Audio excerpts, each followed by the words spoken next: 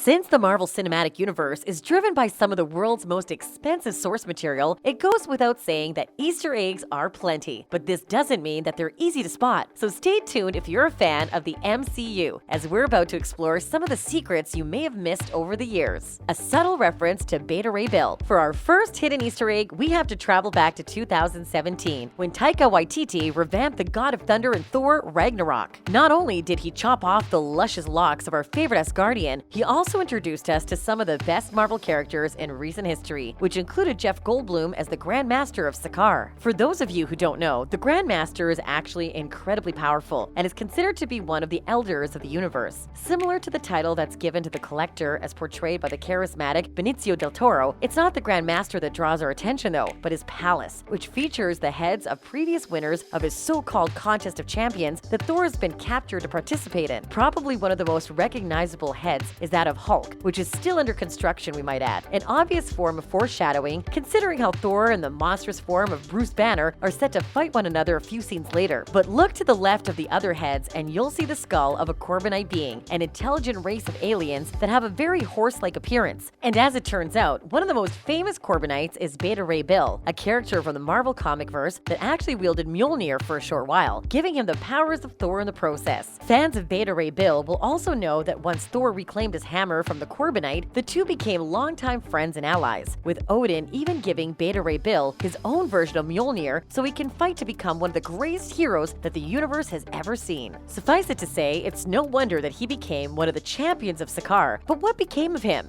We have no idea. The emergence of the White Wolf. Next up on our list is Black Panther, the 2018 action flick that was not only one of the best Marvel movies to ever be released, but one of the most unifying experiences of the last decade. Led by the late Chadwick Boseman, the audience was introduced to the Africanized environment of Wakanda, a powerful nation that had kept itself hidden from the rest of the world in an attempt to stay out of the conflict that had arisen. Black Panther also gave us one of the strangest post-credit scenes though, which took the form of an armless Bucky Barnes dressed in African garb doing some menial tasks. In other words, it informed us that the Winter Soldier was no more, with the Wakandans having broken down the mind control that Hydra had used to control him in Captain America Civil War. That being said, we also hear Bucky being called another name, that of the White Wolf. And while some thought that this was nothing more than a cutesy nickname hinting at the fact that he was the only Caucasian guy living in Wakanda at the time, the title of White Wolf is actually a lot more than that. You see, the White Wolf is another Marvel superhero that was introduced in the Black Panther comics. Raised by the Wakandans to become one of T'Challa's most trusted and skilled soldiers, the White Wolf goes on to head the country's secret police, who work in the shadows alongside the Dora Milaje to ensure the safety of the colony. This tells us that Bucky didn't spend his time doing nothing in Wakanda. After his mind control was broken, he and T'Challa must have become close friends, leading to him fighting on behalf of the Wakandans and doing tasks until he was able to prove himself and receive his new vibranium arm. It's a great little combination of characters, showing that Kevin Feige isn't afraid to deviate from the source material in the best possible way. So what seemed like nothing more than a joke in this instance was actually a title that told us a lot more about Sebastian Stan's character. Trevor Noah's cameo in Black Panther. Another secretive piece of information that wasn't revealed until Black Panther was released in cinemas is the fact that Trevor Noah actually cameoed in the successful movie. For those of you who never noticed this, he voiced the role of Shuri's artificially intelligent assistant Griot, who goes on to help Everett Ross pilot the virtual fighter during the final battle of the film. And as it turns out, the name Griot is actually West African for the term storyteller, which is precisely what Trevor Noah is. This was a special role for Trevor Noah, having come from the small country of South Africa, where Xhosa is one of the national dialects. Considering how many of the film's characters speak Xhosa and represent the culture that is so prevalent in his home country, it's really no wonder that he was so proud to add this little role to his resume. But it's also a pity that this cameo has gone largely unnoticed by fans who don't read the end credits of the MCU. The Gatekeeper of Vormir. Since average moviegoers only started to pay attention to the MCU after the successful release of the Avengers back in 2012, it goes without saying that the first couple of origin stories aren't exactly those with the best track record. Captain America, the first Avenger, for example, boasts some of the lowest box office numbers in the history of Marvel Studios, which is surprising considering how it introduced everyone to the majesty that was Steve Rogers as Captain America. The movie also showed up at a time where the term Easter egg wasn't public knowledge, leaving only the biggest of geeks to pull at threads in an attempt to reveal some extra knowledge that the producers of the film had hidden away. And a great example of this was the death of Red Skull, who just so happened to be one of the biggest rivals Captain America has ever faced in the comics.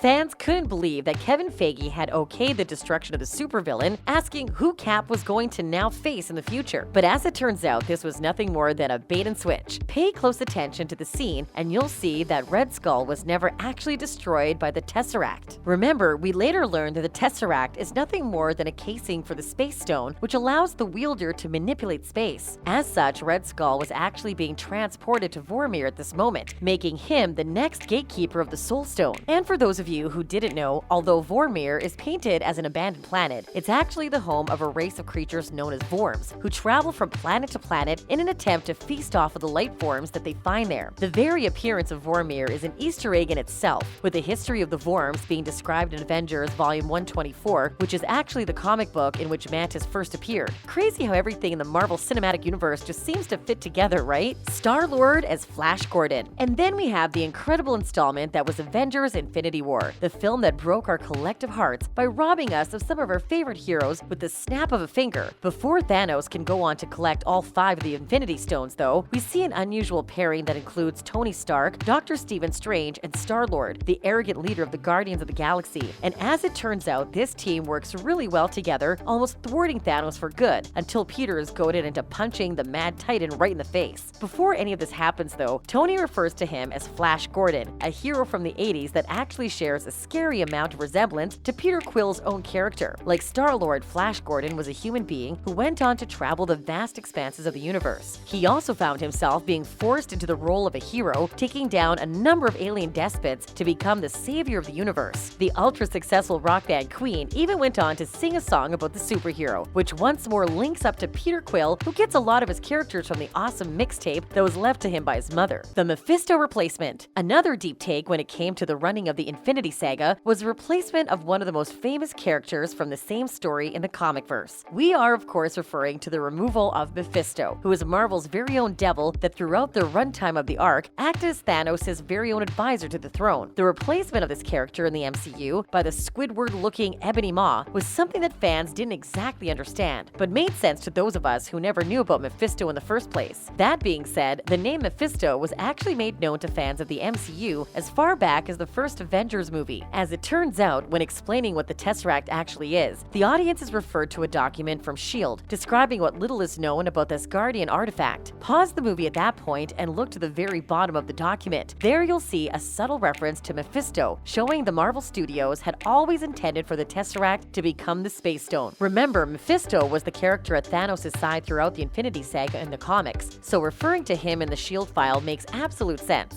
We have no idea why he was eventually replaced by Ebony Maw though, but it goes without saying that this worked anyway. What do you think about these secretive Marvel Easter eggs though? Be sure to let us know in the comment section down below.